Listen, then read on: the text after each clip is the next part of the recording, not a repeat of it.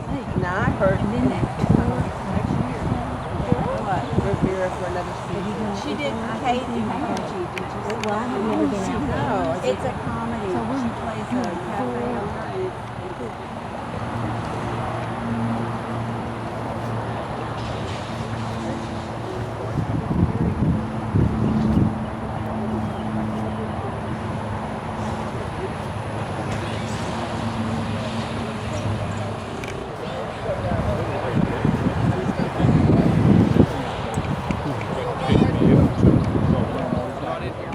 Good morning, everybody. Thank y'all for coming out. We're here to pay our respects on Memorial Day for our veterans that have fallen, that have sacrificed their lives in order for us to live now.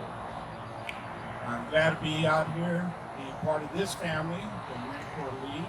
It's always a pleasure being amongst my fellow veterans, my Marine Corps family, what I call y'all now. So without further ado, we'll go ahead and get started with this ceremony. Thank you for being here.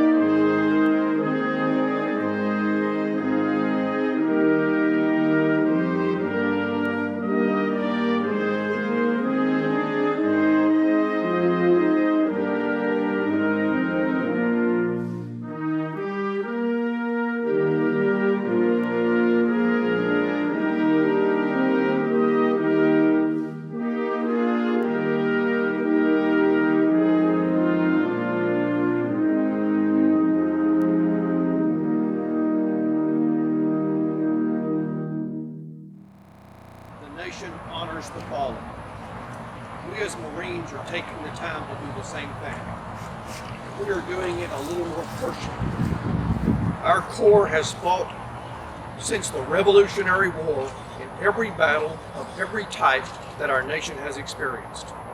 Over the course of our USMC history, the names we have earned over the years of Grunt, Jarhead, and Devil Dog were awarded to us from our enemies we have faced. The sacrifice of the fallen is the cost for those names of respect to be granted to us. Today we will do two brief things. First, we will talk about a Marine that is local to us here in Houston. We will use his story to honor and personalize the loss of a brave Marine that we wish was standing here with us today. Secondly, we will talk about the fallen in more general terms. Our local Marine is a young man named Richard Allen Anderson. Richard was born April the 16th of 1948 in Washington, D.C., but he moved to Houston when he was 4 years old. He went through elementary and all the way through high school and graduated from Smiley High School, which is in the northeast corner of Houston. After high school, he attended San Jacinto Junior College in Pasadena for 1.5 years. He enlisted in the Marine Corps in April of 1968, and he went to boot camp in San Diego. 7 months later, after being promoted to private first class, Richard Anderson was assigned to the 3rd Marine Division in the Republic of Vietnam. He served as a rifleman in Delta Company, 1st Battalion, 4th Marines, and later in Echo Company, 3rd Recon Battalion. He was promoted to Lance Corporal in June of 1969. On August 24th of 1969, he was killed in action. The situation of his death is enshrined in the following citation. From the President of the United States, in the name of the United States Congress, we take great pride in presenting the Medal of Honor posthumously to Lance Corporal Richard Anderson, United States Marine Corps, for service as set forth in the following description. For conspicuous gallantry at the risk of his life above and beyond the call of duty while serving as an assistant fire team leader with Company E, 3rd Recon Battalion, 3rd Marine Division, in connection with combat operations against an armed enemy in the Republic of Vietnam. While conducting a patrol early on the morning of 24 August of 1969, Lance Corporal Anderson's reconnaissance team came under heavy automatic weapons and machine gun fire from a numerically superior and well-concealed enemy force. Although painfully wounded in both legs and knocked to the ground during the initial moments of the fierce firefight, Lance Corporal Anderson assumed a prone position and continued to deliver intense fire in an attempt to suppress the attackers. Moments later, he was wounded a second time by an enemy soldier who had approached within 8 feet of his position. Undaunted, he continued to pour a relentless stream of fire at the assaulting unit, even while a companion was treating his leg wounds. Observing an enemy hand grenade that landed between him and the other Marine that was giving him aid, Lance Corporal Anderson immediately rolled over and covered the lethal weapon with his body, absorbing the full impacts of the detonation. By his indomitable courage, inspiring initiative, and selfless devotion, Lance Corporal Anderson was instrumental in saving all of the Marines around him from serious injury or death. His actions were in keeping with the highest traditions of the Marine Corps and the Department of the Navy. He gallantly gave his life in service to his country. Signed, Richard M. Nixon, President, United States of America. A couple of personal comments about Lance Corporal Anderson's story. Let's be mindful that he was not a career Marine. He did not have the benefit of years and years of Marine Corps experience like we all have. He never experienced living in garrison as a Marine and getting the benefit of staff non-commissioned officers teaching him and encouraging him and showing him the ropes. He never deployed with his unit.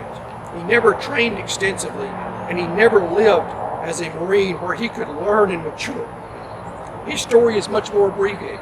He enlisted, he went to boot camp, he went in country, and he never came home. All that in 1 year. It is Marines like Lance Corporal Anderson that we, as Marines, need to remember today and every year. This is up close and personal. This is the reason for Memorial Day to us.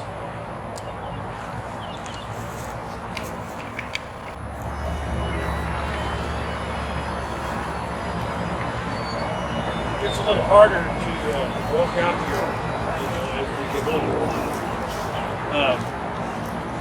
Today I had my normal speech for Memorial Day, and I thought it was pretty good. But what kept coming into my mind was my mother. And it made me think that we sometimes forget the families, and the mother especially, that when their child, which they nurtured, had them, taught them to walk, to talk, to do all these things. And Lance Corporal Anderson gave his life for his country, but he gave it for his mother too. But the effect that goes with the family stays forever. Now I know that as my mother has passed away now, that's the only way that it's removed from your mother. She always, I know, always remembered her son and what he did. But no matter what, she always thought of him as that child she took to the first grade, as that child that she put through high school, that she bought his clothes. And for something like this to happen, we have to recognize the family, the fathers, the brothers, the sisters that forever are going to feel the pain of the loss of a young man. Now in Vietnam, we lost about 18,000 Marines. It's a lot. But that means 18,000 families, 18,000 mothers. And I thought when my mother said to me that, and I didn't understand this, when you're overseas and you think you're invincible. As Lance Corporal Anderson probably thought, well, there's nothing ever going to happen to me. But we're very weak, very delicate. And I remember holding some Marines that I knew in the next instant they would not be with us. And it started a domino effect that you knew that would eventually get to his mother. And it's what I thought. My mother, at the time that Vietnam started, they didn't come out to your house with 3 guys in uniforms and everything else. They just got a little notification that said your son has passed away. Now, they gradually changed that so that they could have people going. But at the beginning, when I was there in 65, 66, 67, this was the way it was done. Well, my mother shared something with me, and she said, I'll never forget when the Western Union guy would come through the neighborhood, and we had a lot of young men in our neighborhood. They were all my age. We all played together. We did everything together. We were the same age, and we lost a lot of them. But the mother then sees that Western Union guy come through, and they waited to see where he was going to stop. And she said that was the hardest thing for her, is to go ahead and wonder when they would stop in front of our house. And thanks to God, and I'm a miracle because I was able to make through there, but there were so many others that didn't. So as a point to go away with, I would like you to think about the families, and especially the mothers, that they carried that to the day they died. They carried that loss. It's like having dry ice and it sits inside you and it doesn't go away. It just sits there and simmers and simmers. And that's what the mothers did. I didn't know Corporal Anderson's mother. I know someone else here did, but I know that broke her heart. So again, let's not forget the families. Let's not forget our mothers that we put through a very difficult time. I also ask you to think about the 19 children that got killed and think about their mothers. It's the same thing, just a different period, a different time. So thank you very much, and I am so pleased to see some of us here and giving respect to not only Corporal Anderson, but every person that not only was killed in action, but had the potential of being killed in action. And we're still, by the way, dying on a regular rate. Agent Orange, all these other things that are contributing to this. So please think of one thing, just one thing, and that's think of the mother. That's all that I ask. Thank you.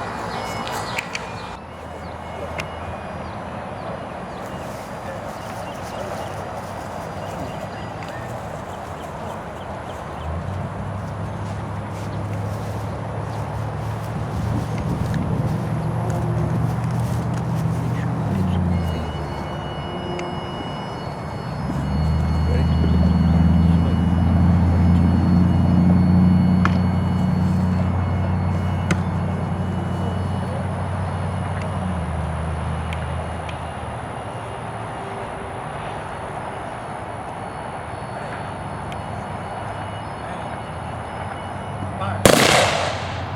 And fire. And fire. And on.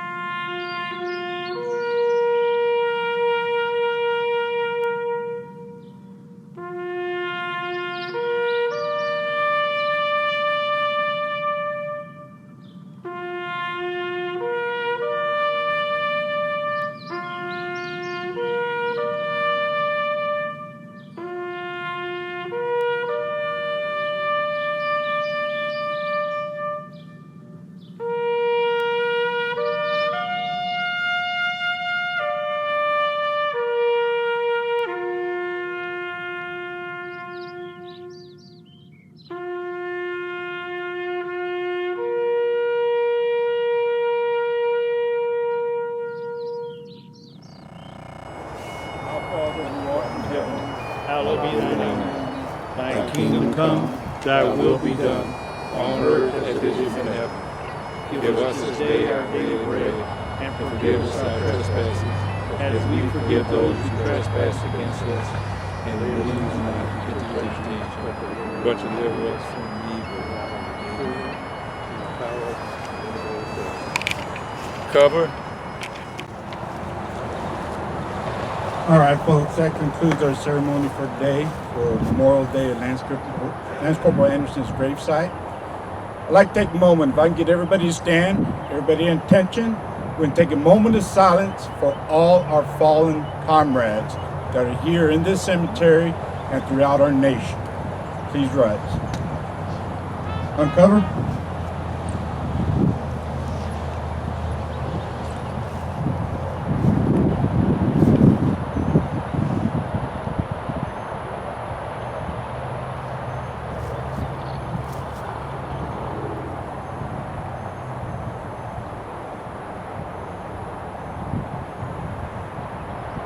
Cover.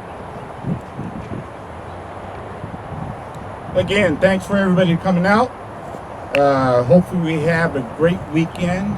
We enjoy this weekend, and we're going to enjoy this weekend because of these veterans, these Marines, Army, Navy, Air Force, all they have given their life in order for us to live ours. Thank you very much. Have a great day. What is going on for me? What is going on for me? Put me in a barber's chair. Put me in a barber's chair.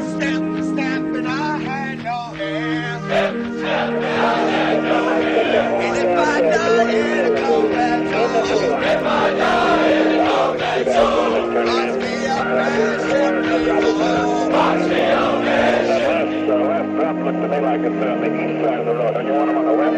That's Roger. The target still at 9 o'clock at 1 and that's the only job I can do.